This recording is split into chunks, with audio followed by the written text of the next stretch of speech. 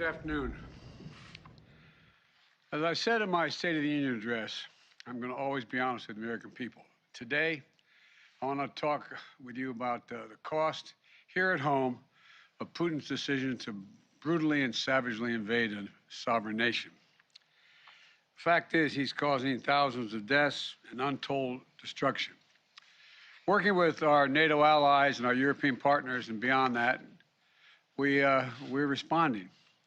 We're aiding the Ukrainian people, both economically and militarily, while leaving the most punishing economic sanctions against Russia ever used against another nation in place and increasing them. Thus far, these actions are crippling Russia's economy, isolating Putin from the world, and helping Ukrainians fight for their country and ease their suffering.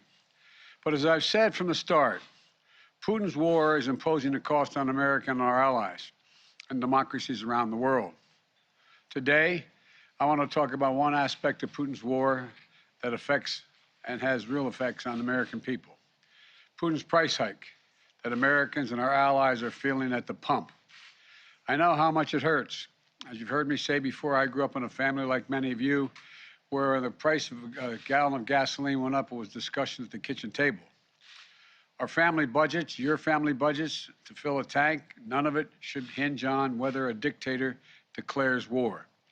So today I'm laying out a two-part plan, not only to ease the pain that families are feeling right now, but to end this era of dependence and uncertainty, and to lay a new foundation for true and lasting American energy independence.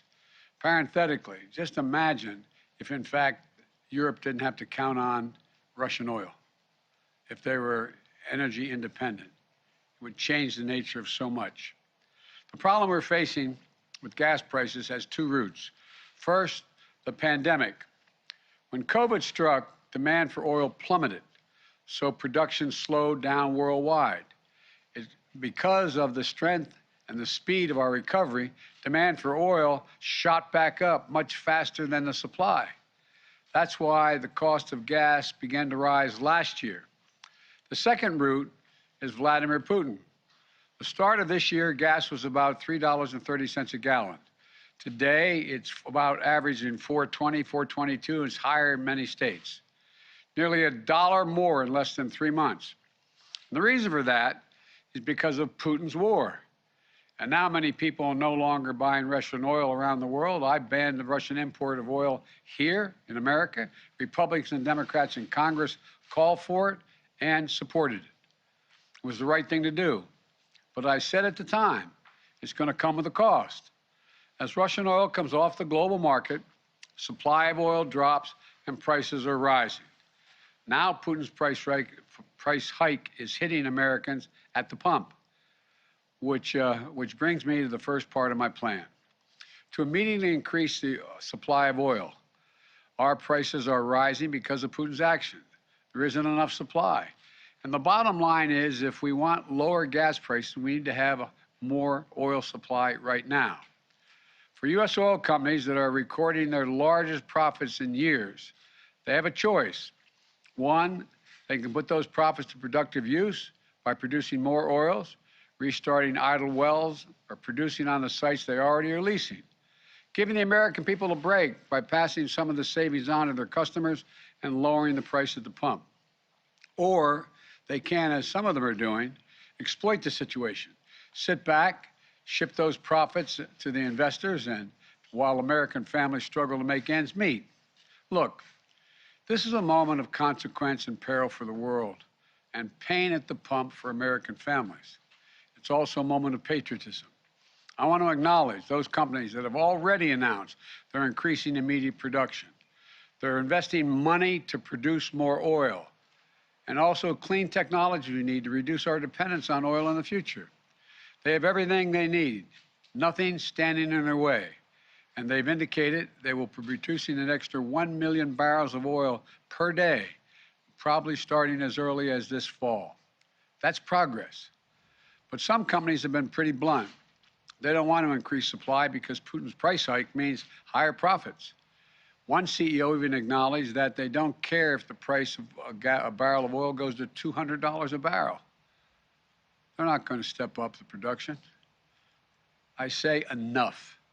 Enough of lavishing excessive profits on investors and payouts and buybacks when the American people are watching. The world is watching.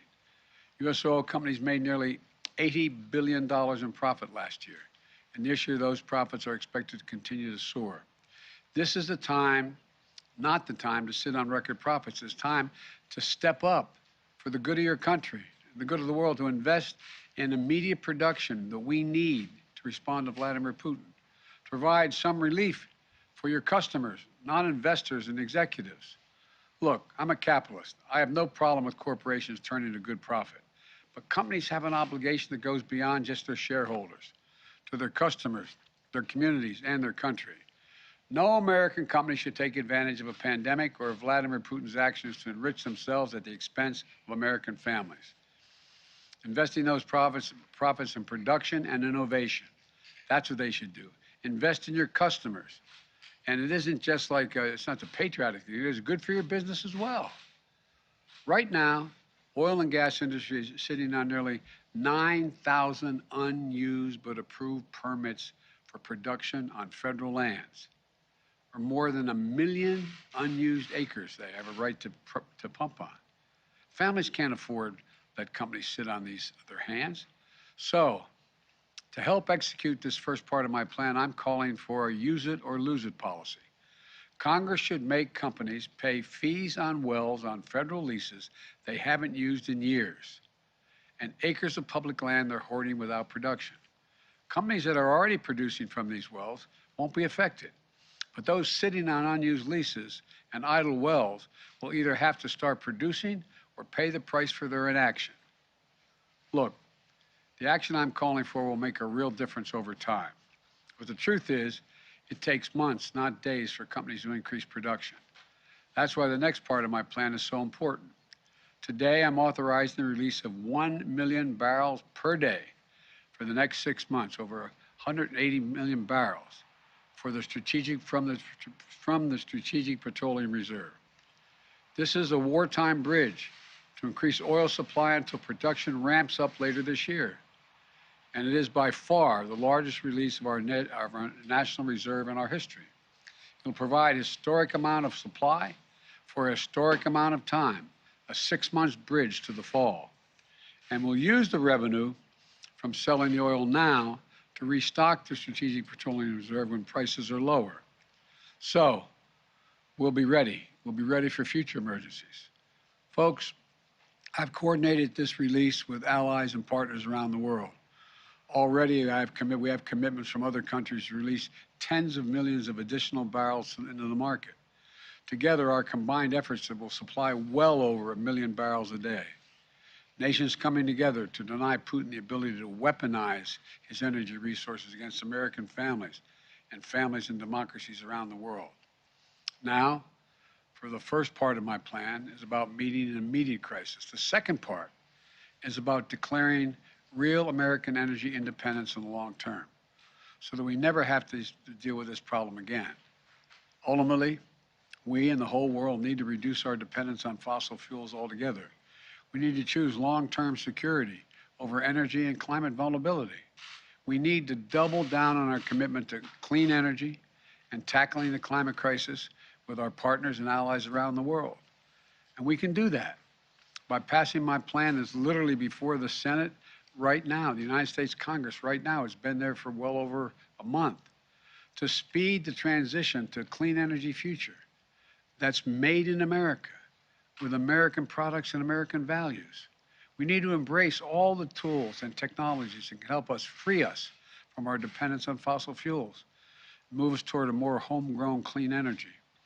Technologies made by American companies and American workers, so we can bolster domestic supply chains here at home and export those technologies around the world to reduce greenhouse gases. That's why today I'm issuing a directive to strengthen our clean energy economy. I'm going to use the Defense Production Act to secure American supply chains for the critical materials that go into batteries for electric vehicles and the storage of renewable energy, lithium, graphite, nickel, and so much more. We need to end our long-term reliance on China and other countries for inputs that will power the future. and I'll use every tool I have to make that happen.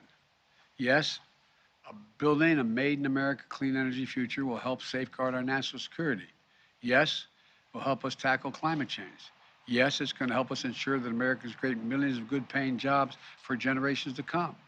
But the most important thing my plan will do right away is save your family money. And here's what I mean. Under my plan, which is before the Congress now, we can take advantage of the next generation of electric vehicles that a typical driver will save about $80 a month from not having to pay gas at the pump. If your home is powered by safer, cheaper, cleaner electricity like solar or heat pumps, you can save about $500 a month on average.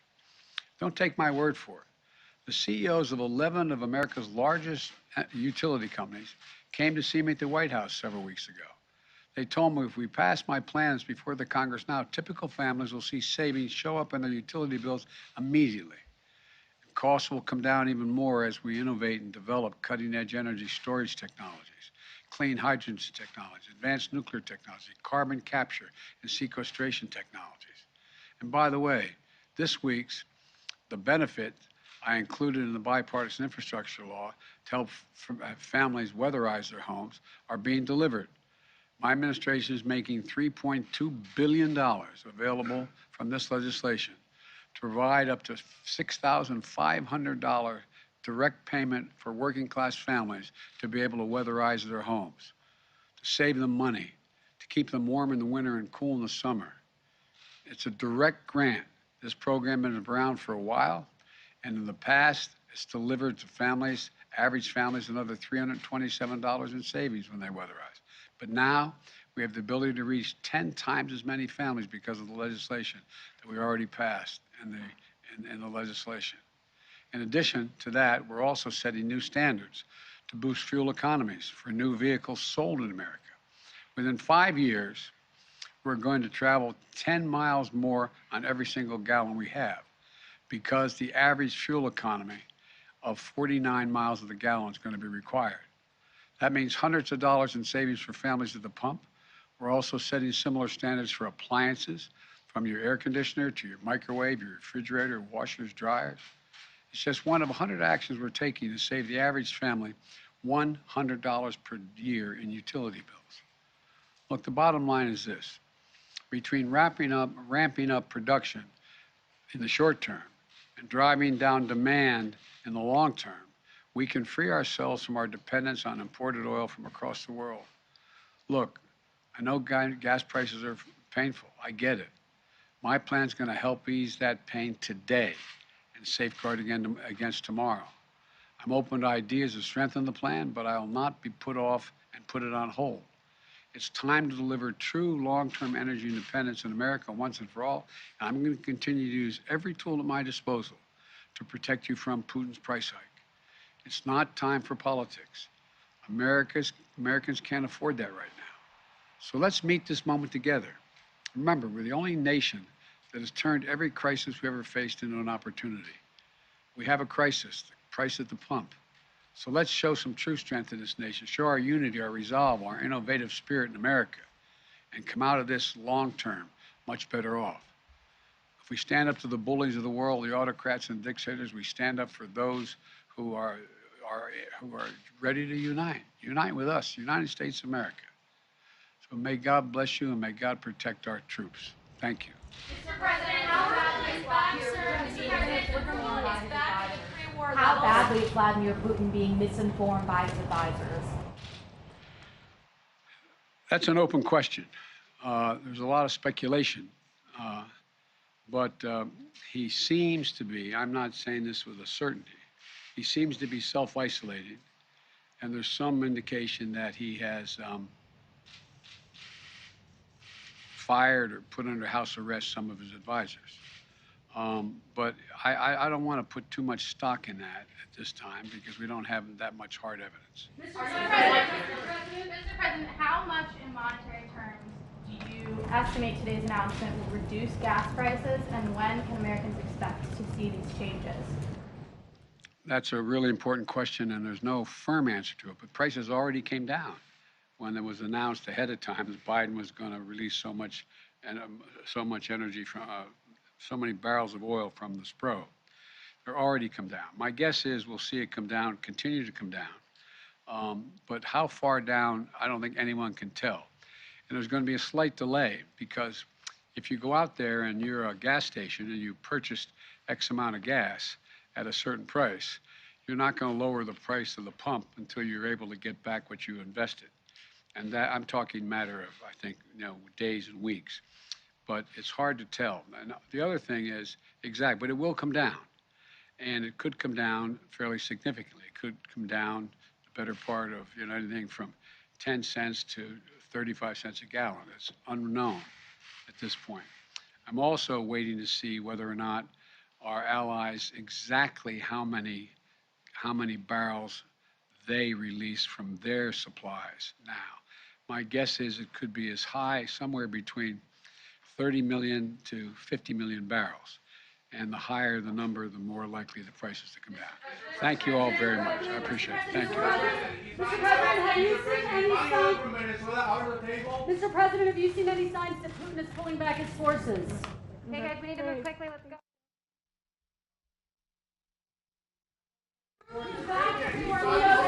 Come on, you guys, let's go. Are the sanctions still working, sir? The ruble's back. Wait, hold on. Here we go. I'll answer one question. The question is pulling back his forces. Whoever asked that question. Yes. The question of whether he's pulling back his forces depends on how you read exactly what's going on. Thus far, there is no clear evidence that he's pulling all of his forces out of Kyiv. There is also evidence that he is beefing up his troops down in the Donbass area. Depending on your view of Putin, I'm a little skeptical. It's an open question whether he's actually pulling back and going to say, I'm just going to focus on the Donbass and I'm not worried about the rest of the country. I'm a skeptic, but I don't have proof that in fact he is not going, he's taking a pause, doing all he can to use all the troops he has in the Donbass and continue to keep an eye on and try to move beyond the rest of the country. Don't know the answer, but it appears so far that he has not pulled all of the idea he's pulling all the troops out from around Kyiv and moving south. There's no evidence that he's done that. Does President